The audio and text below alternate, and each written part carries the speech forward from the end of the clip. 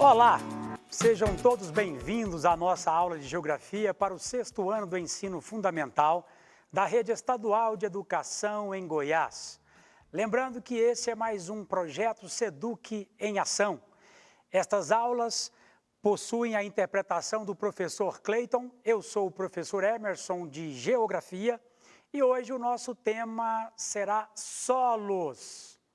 Então, pegue os seus cadernos, as suas canetas e tomem nota. O que é solo? Muitos chamam o solo de terra. Não é muito correto chamar assim, porque solo a gente entende como sendo a parte desagregada da superfície do relevo. É aquela parte mais superficial da terra, de onde retiramos os nossos alimentos, onde os micro-organismos sobrevivem. O solo é uma parte da estrutura da Terra, do planeta Terra, fundamental para a vida animal, vegetal e a vida humana. Eu agora vou apresentar para você de forma didática a atividade sobre solo, os conceitos de solo, e eu gostaria muito que você fosse tomando nota de forma muito organizada. Vamos lá então. Eu já disse a você o que é o solo e com essa imagem a representação fica muito boa. E o que é o solo? Eu disse no comecinho da aula, é aquela parte superficial de onde? Da superficial do relevo. É aquela parte mais superficial da superfície da Terra. E eu vou começar assim, levantando um problema nesses slides.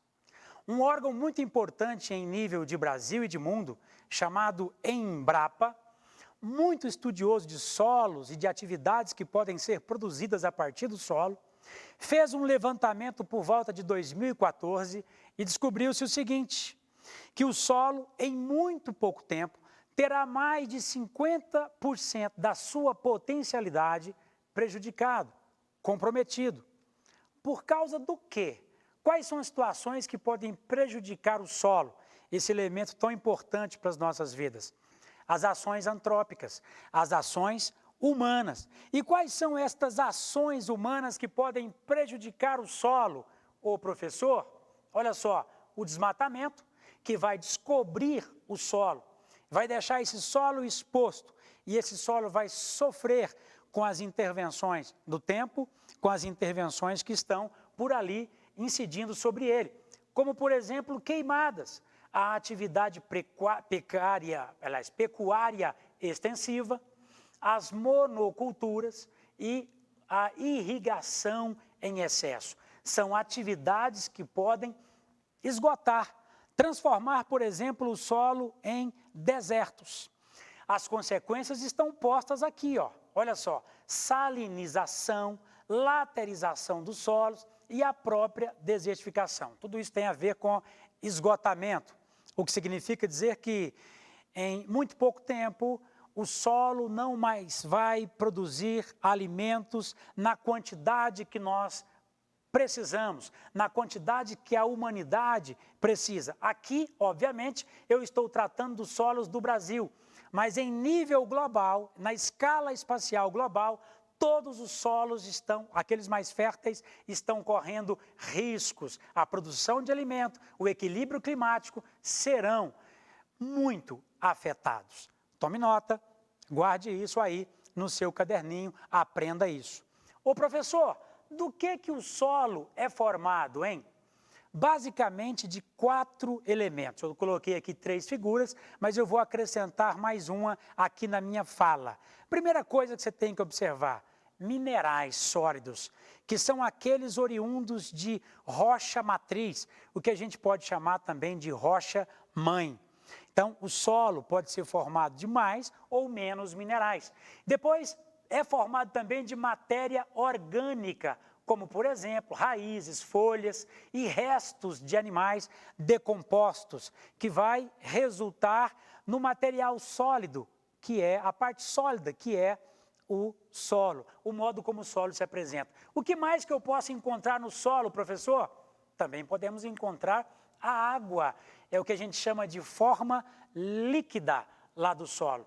E o próprio ar. Pegou os 4 elementos e como é que o ar incide e se mistura ali com o solo, professor?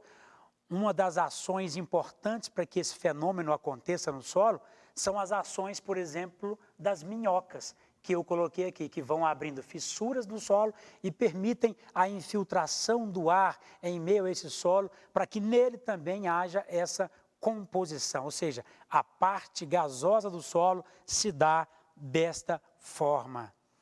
Ô professor, e o processo de formação, como é que vai ter? O senhor me falou que tem nele, agora, e o processo de formação? Nós já dissemos aqui em outros encontros, o processo de formação está ligado àqueles 3 aspectos, ou aquelas 3 formas de intemperismo. O intemperismo físico, o químico e o próprio intemperismo biológico. Vai constituir, vai promover a formação do solo. E o que é isso, professor? São mudanças sofridas na rocha. Lembra agora há pouco que eu falei sobre a rocha mãe, a rocha matriz? Essa rocha é submetida a processos intempéricos e aí transformações vão ocorrendo para fazer surgir o que a gente chama de solo. A partir de quê, professor? A partir de desagregação de partículas da rocha, que vão originar tipos diferentes de solo, e a partir da própria decomposição da rocha. Eu vou usar um termo aqui bem apropriado para você entender, bem didático. O apodrecimento da própria rocha vai fazer surgir o que a gente chama de solo. Quais são esses elementos que incidem na forma de intemperismo? Nós temos aqui a ação da chuva, a ação do vento e a variação de várias outras incidências sobre a rocha, o que vai promover o surgimento do solo.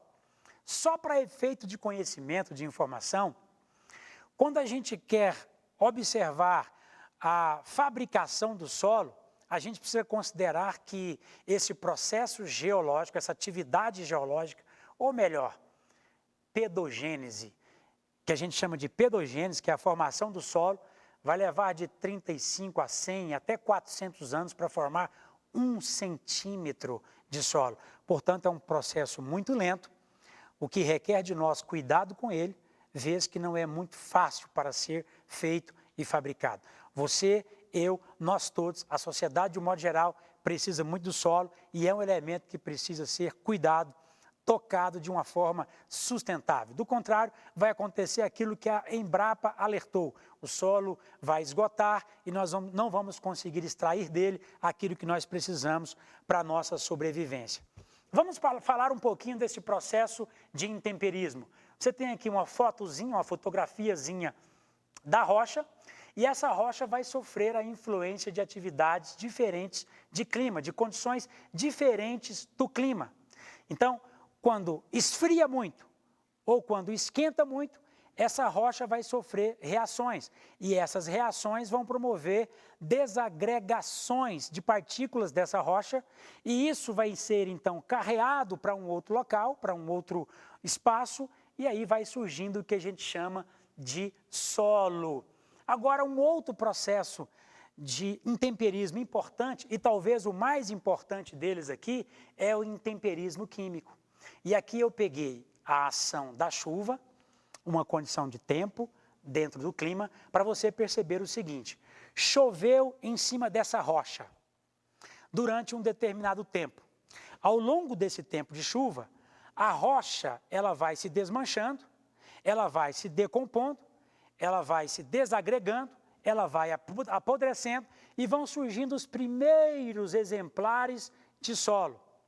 Na medida que o tempo vai passando e a chuva vai incidindo mais, você vai tendo um solo mais bem formado, um solo mais pronto, um solo mais profundo. E repare que o que é rocha ficou um pouco mais baixo.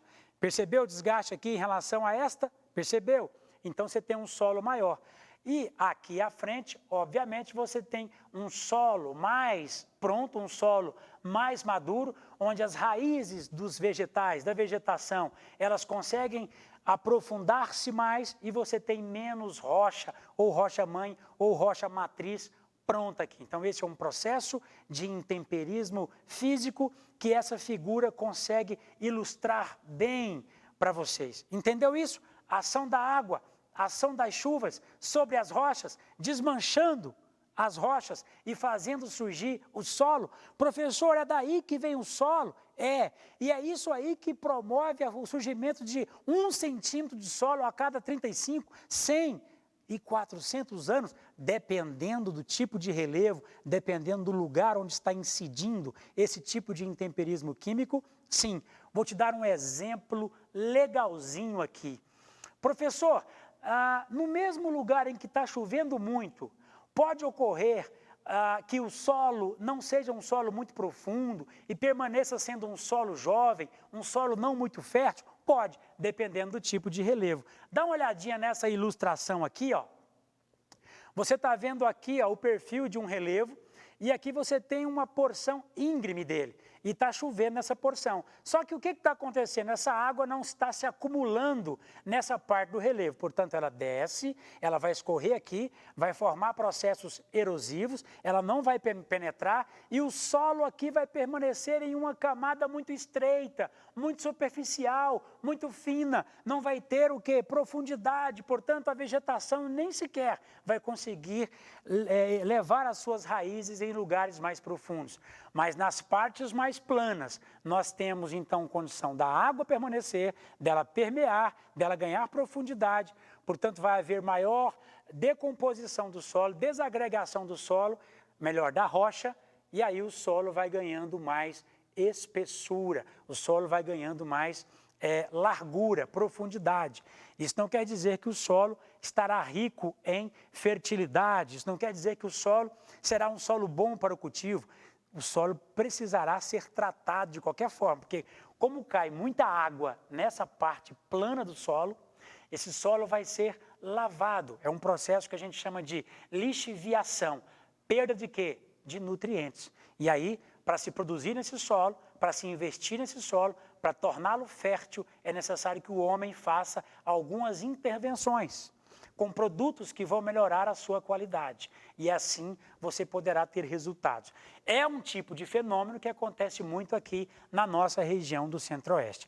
Aqui nesse perfil, você consegue observar o quanto o solo vai se aprofundando na medida em que o relevo vai se conformando de outras formas, ó, em outra condição, com outros perfis, tá vendo? Ó?